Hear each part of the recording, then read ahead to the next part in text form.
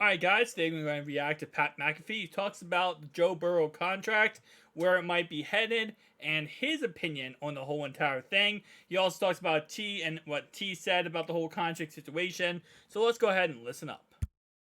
T. Higgins, wide receiver, who's going to get paid from somebody, came out and spoke and said it means a lot having a leader like Joey Burrow looking out for others during his contract talks. I think we're in a new era where a lot of players are going to be a little bit more hands-on in the negotiations, have a little bit more insight on what their deals could look like, can look like, and will look like. And with the way their salary cap gymnastics and structuring of contracts, people can get paid while allowing a team to get built. It's kind of the beautiful thing about these new GMs and the little loopholes that they've found in the salary cap world. So Joey Burrow being involved, good news for everybody. Joey Burrow with new hair, great news for Cincinnati.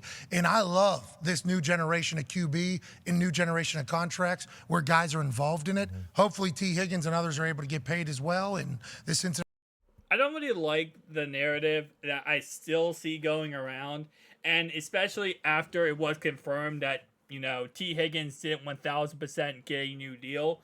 It's still rumored that he's going to be leaving the Cincinnati Bengals. And again, as Pat just said, whether he is for Cincy or whoever else pays him, there is no world they're going to let him go. There's no universe they're going to let him go. Especially because Cincinnati knows if they're going to go win a Super Bowl, they need all their weapons. They need Jamar Chase. They need T. Higgins. They need Burrow. They need their weapons. Especially those three weapons. Okay? Outside of those three, you can miss and match other positions. But those three are key. So, and again, I know it's the idea that, again, he would play on this year on a 1 year, $4 million, or he played on his last year's contract this year for $4 million, and there's no way he's going to do that. He's going to get a contract done before the regular season even begins. I think right now, the even put in existence that he's not, or he's going to leave, is absolutely just, come on now. Come on now. But with that being said, again, this is why I think it's taken so long for the Joe Burrow contract, because they have to put in all those factors. Not only are you going to have to get Joe Burrow signed and done, but you have to structure his contract well enough to get T. Higgins' contract done. Get Jamar Chase's extension done next year. You know, and you got all these other guys, DJ Reader, whose the contract's coming up. Logan Wilson, whose contract coming up. There's a huge part of this business that, you know, are going to be going on the next couple months. I just don't like the narrative like, well, T, you know, like, what if T leaves? No, T's not leaving. But at the same time, though, that's why I am very confident T's not leaving. Is because how Burrow is, you know, and how he is structuring this to keep his weapons with him. So let's just listen to the rest of this. Cincinnati Bengals team can stay together. Yeah, this feels like the first time where it's not going to be something that maybe changes the whole entire, you know, spectrum of the quarterback contracts. It feels like he's going to obviously get a ton of money, but it's not going to be to the point where he's resetting it again. Do you think that maybe Joe Burrow is kind of considering it'll be some stat. And it'll be some contract. Remember, APY, it'll be boom, average per year could be, or new money in the first 3 years. Yes. Will be newest, highest, guaranteed will be the new thing. Maybe length too. Just go crazy with the. But you can only kick the salary cap 5 years, is what Rappaport told us. And that's what they're with Mahomes. Yeah, they're able to do it because why they sign a 10-year deal? Well, you can only kick it 5 years, so then you're able to renegotiate it. So I assume it's going to be long. Yeah. But also, there's so many different ways to reset the market in the way you phrase it and word it, and that's why the negotiations are so important. That's why I'm happy Lamar was able to get a deal done because I think they were able to lay out like, hey, you're still going to be the highest. Boom. In this entire thing. You might not get the most guaranteed out of everybody, but if you play, you'll still have the highest which I think we can all agree on is resetting the market. You negotiated that yourself. Congrats to you. It's also about, and I said this before in videos, but it's also about the mentality of what the quarterback wants. Lamar Jackson wanted to be the highest paid, most guaranteed quarterback. That's what he wanted. Lamar Jackson wants to win a Super Bowl, but his main priority was get paid, get my money, get all this crazy contract, be the number one paid. That is what he wanted.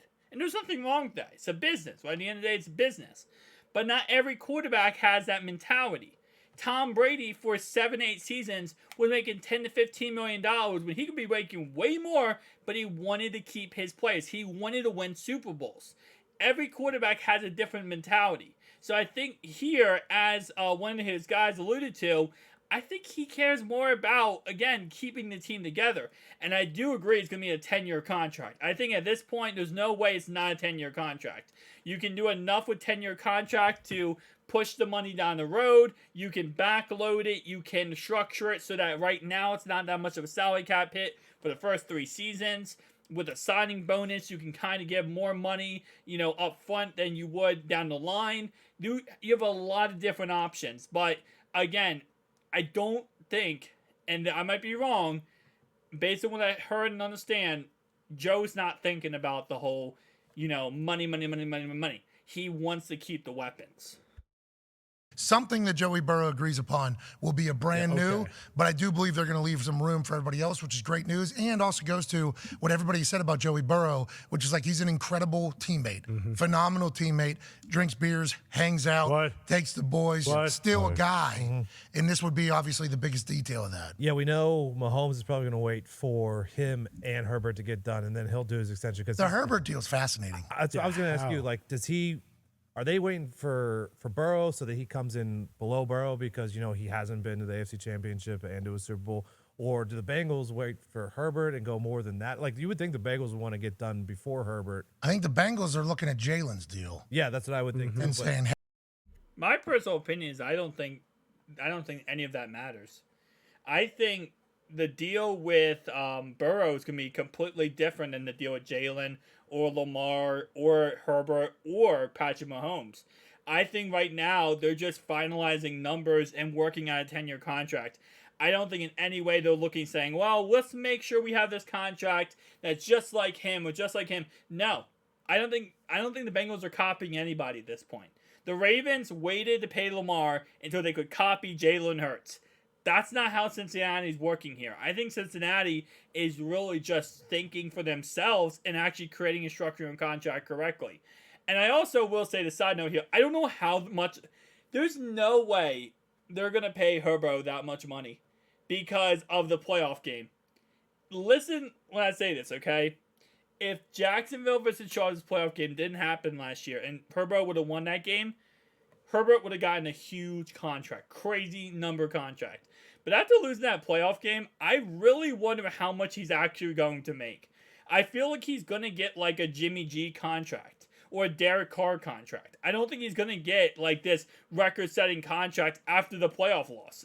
With how horrendous that was, I just can't see him going out there and getting even a crazier of a contract. But with that being said, Patrick Mahomes will be getting probably just another 10-year contract.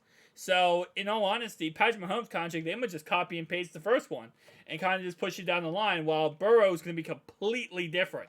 I think Burrow's contract, not only is it going to be record-setting, not because of money. I don't think it's going to record-set money. I think it'd be record-setting because this might be the first contract that we see structured in the way it actually is structured. But let's listen to the rest of this.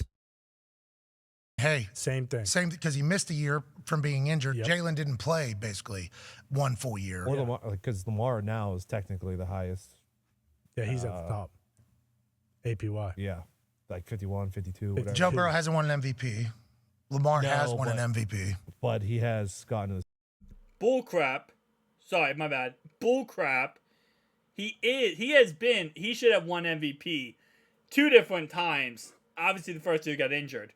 But with how he's played the last 2 seasons, this guy should have won MVP both seasons. But you know what? I digress from that because the NFL hates the Bengals, and they're never going to give the Bengals any kind of a luxury item. And at this point, MVP award is literally just... I kind of feel like the MVP award at this point is just a popularity contest. Whoever the most popular player is, get MVP. So... And I say that to the point that you have to be good, obviously, to be in MVP race. But as long as you're popular, you get up there and you're going to win it. So, it's whatever. The Super Bowl and AFC Championship, Lamar only has 1 playoff win. Yeah, but that would, all these things can be utilized as leverage points. Yeah. You know what I mean? But you would... Because then Lamar could easily say, well, the team that I had around me, the team you put together, obviously you give me the team that this is what Lamar's agents, Lamar's mom and Lamar are saying, and people around him. Well, if you give us that team, with an MVP player that he has won MVP, we're probably able to get to the AFC Championship. I hate that argument so freaking much. The Baltimore Ravens developed a team around Lamar Jackson. Lamar Jackson is not a good passer of the football. He cannot pass the football. He can't pass the football 1/50th of what Joe can pass the football. And even to the point, he's even a worse passer than Joe Flacco was. But the good thing about him is he's so mobile. He's a great athlete, and he can outrun people. And the Ravens built a team around him. They built a receiving core that isn't the top-end receiving core. People trash on the Ravens receiving core. The Ravens receiving core can block. They got blocking tight ends. They created an offensive line that could block perfectly. They created the most run-first offense possible to go with Lamar Jackson to make him the best quarterback possible in 2019. Look at it. It worked, okay? But at the end of the day, the problem is after 2019, it stopped working. Not really because of the Ravens offense and the problem with the Ravens offense. The problem was Lamar Jackson's really not that great. He's not. The facts are the facts. He's not that great of a quarterback. He's an amazing athlete. He's amazing at obviously making people miss and making crazy plays, but he's not that good of a quarterback. If you give Lamar Jackson, T. Higgins, Jamar Chase, Irv Smith, guess what's going to happen? Wow, he was wide open. Whoa, oh, he was wide open. He's going to still overthrow him. Shannon Sharp said it best. Shannon Sharp said even if he had the best weapons, he's still going to sail at least 3 or 4 at 25 passes. No, sorry, 20 passes. He's going to sail 4 or 5 passes.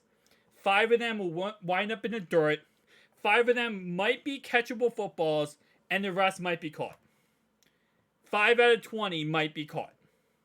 Maybe 10 if you're very lucky. And there's nothing wrong with that. If Lamar wasn't as good of an athlete as he was, and crazy player to make people miss, then guess what? At the end of the day, Lamar Jackson would be, oh yeah, Lamar, oh yeah, that guy who never panned out in the NFL. That's just how it is. Joe is another level. So I hate that argument of if you give Lamar Jackson weapons, then it will just look worse on him because he'll miss wide open weapons. He's had players who've been pretty dang good for us, or for them. Sorry. Hiccup. But still, I hate that argument so much. But let's go and listen to the rest of this. Now, if you're Joey Burrow's people, you say, hey, all we do is win whenever I'm playing. And that is the only thing that matters. I'll win an MVP over the next 4 years, probably. For sure. Over the next 3 years. So that's that whole thing. But it will be interesting to see where it's slotted. Is it the MVP that Lamar has that is so important? Is it the distance that Jalen Hurts was able to make it as a young quarterback to the Super Bowl and lose, just like Joe Burrow? Is that what it is? It'll be interesting. That's why the Herbert deal, I don't know where the Herbert deal's coming in at. Yeah, what do you do with Herbert, especially because they've paid so many guys around him? And obviously it feels as though there's no chance they're paying Austin Eckler, but they have a left tackle to pay, Rashawn Slater, which is now a very, very high-paid position. So, like, does Justin Herbert kind of leave some money like it was for Burrow? But Burrow feels like Hurts. Like, that deal's probably going to be very What's set. the Danny Dimes deal? It's just kind of like, it's a good amount of money, right? Yeah, 160 with the 92 virtually.